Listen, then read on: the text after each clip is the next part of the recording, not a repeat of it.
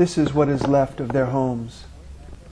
After 2 years living as refugees, these Iraqi Shia farmers and their families returned to their destroyed village. Now they must pick up their lives, which were shattered by Sunni extremists. I saw the security situation was improved. I decided to come home. I started to feel safe here. This was once a prosperous and tight-knit farming community in Diyala province, north of Baghdad. Here we've had 65 families who were displaced from a primarily Sunni village. These were Shia families, returned back to the town of Ayatha.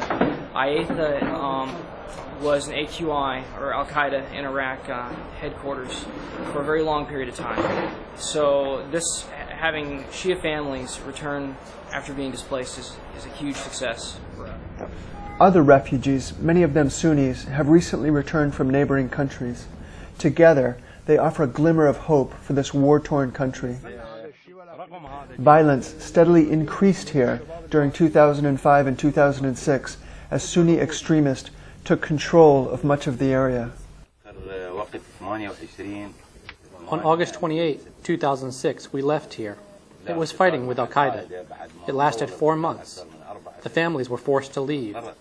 After we evacuated, Al-Qaeda controlled the area. Al-Qaeda has become a sort of catch-all phrase for the various Sunni extremist groups here in Diyala province, the heartland of Sunni extremism. These groups killed hundreds, possibly thousands of Shia villagers. My uncles. We asked Sheikh Mohammed Sudan how many family members he had lost. 9. 9. Yes. We could not go out for 3 months. Our sons were killed. In this house we lost 4 men and 1 woman.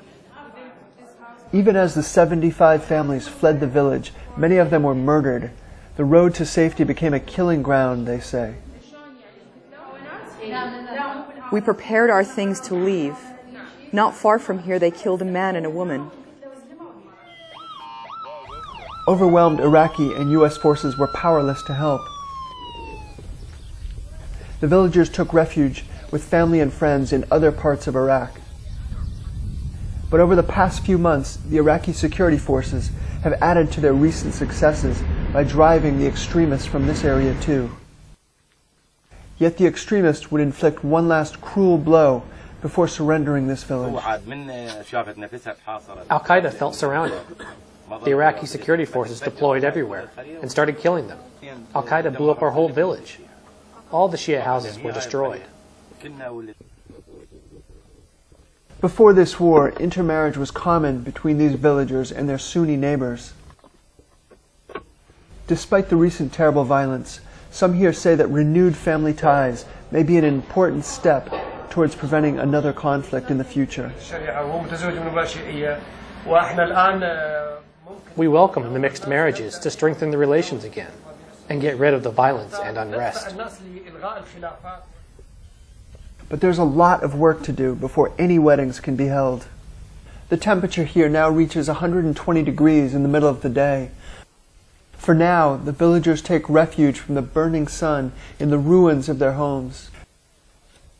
Right now they're living 3 or 4 families to a home. These are fairly large homes, but it's not ideal living conditions. There is little time for mourning. The children must be fed.